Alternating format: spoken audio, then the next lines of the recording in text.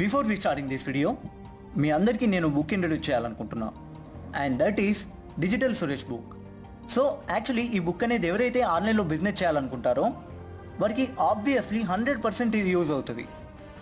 So mainly ఈ బుక్తో మీరు blogging and word ప్రెస్కి సంబంధించిన SEO, SMO అండ్ ఇలాంటివి ఎన్నో విషయాలు చాలా ఈజీ వేలో అర్థం చేసుకొని ఎవ్రీ మంత్ మంచి డీసెంట్ ఇన్కమ్ జనరేట్ చేసుకోవచ్చు.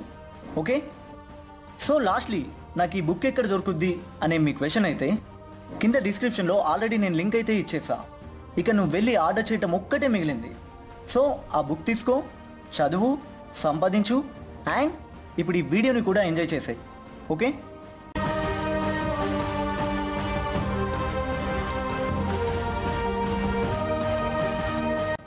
ఏంటి బ్రో ఎలా ఉన్నావు?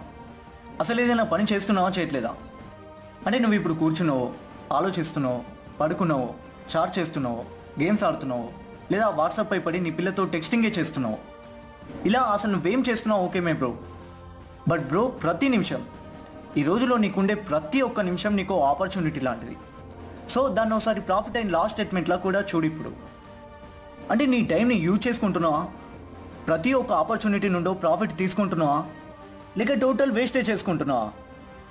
అంటే ఇప్పుడు నీ లైఫ్లో ఉండే ఈచ్ అండ్ ఎవ్రీ మినిట్ని నువ్వు యూజే చేయొచ్చు అని నేను అనట్లే.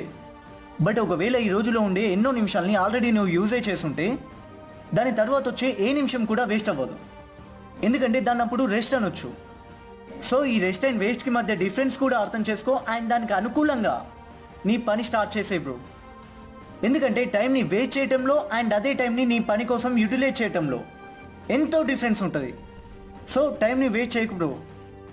ఇక నుండి నీ పని ఏదైనా సరే, అంటే నిన్ను నువ్వు అప్గ్రేడ్ చేసుకోవడము, లేదా ఫిజికల్ అప్గ్రేడ్ చేసుకోవడము, లేదా ఆఫీస్ పని చూసుకోవటము, ఇలా నీ నెక్స్ట్ గోల్ ఏంటో చూసి వెళ్ళి నీ పని స్టార్ట్ చేయి.